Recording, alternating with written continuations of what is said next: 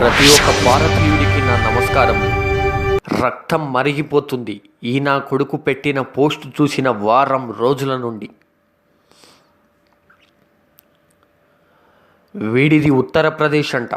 ఏ ప్రదేశ్ అయితే నాకేం, పాగల్ నా కొడుకు ఇలాంటి పోస్టులు పెడతాడా? ఇలాంటి పోస్టులు చాలా చూస్తున్నాం ఈ మధ్య. దేవుడు ఒక్కడే, ఒకే మతం.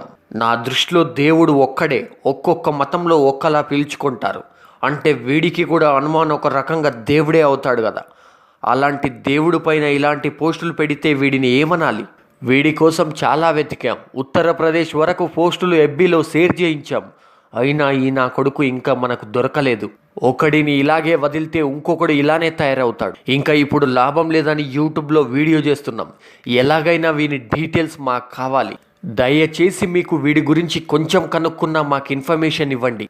ఇక ఇప్పుడు కేంద్ర రాష్ట్ర ప్రభుత్వాలకు ఒక ముఖ్యమైన ప్రశ్న. సోషల్ మీడియాలో ఏదైనా మీ పైన కానీ మీ పార్టీల పైన కానీ ఒక చిన్న తప్పుగా కార్టూన్ వేసినా కూడా అరెస్టు చేస్తారు, బెదిరిస్తారు, భయపెడతారు, జైళ్లకు పంపిస్తారు. మరి ఇప్పుడు ఏకంగా దేవుడి పైననే ఇలాంటి చర్యలు పాల్పడుతున్నారు.